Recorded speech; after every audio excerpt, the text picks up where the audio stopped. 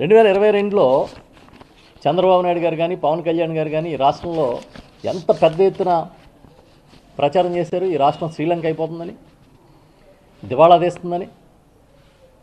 అయినా సరే మేము ఇచ్చిన హామీలు అమలు కాకపోతే కాలర్ పట్టుకుని నిలదీయండి లోకేష్ గారు స్టేట్మెంట్లు ఇచ్చాడు. మరి వాళ్ళ ఏం చేయాలి ప్రజలందరూ? ఈ ప్రజలందరూ ఏం చేస్తే మీరు దిగి వస్తారు?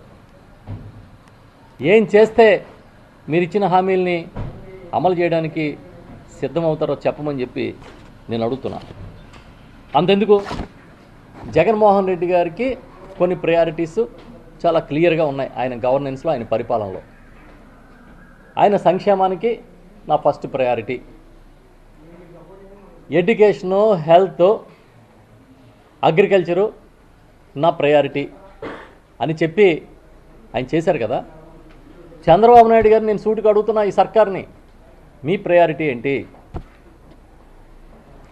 ఏది మీ ప్రయారిటీ చెప్పండి.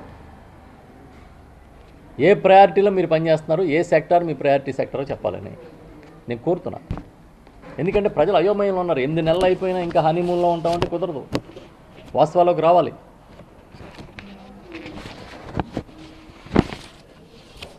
ఎన్నికల హామీలు గాలి కొట్టిపోయినాయి.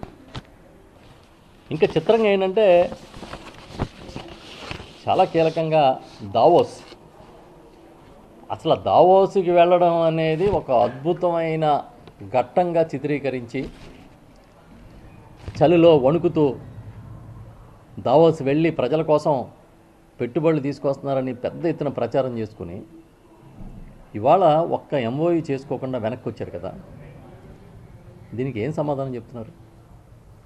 దావోస్ ఏం గొప్ప కాదు, అక్కడ ఎంఓయూలు చేసుకోవడం అంతకన్నా గొప్ప కాదని మీరు మాట్లాడుతూ ఉన్నారు. జగన్ గారు ఆర్థిక విధ్వంసం సృష్టించారన్నట్టుగా ఈ రాష్ట్రం అప్పుల పాలైపోయిందని ప్రచారం చేశారు.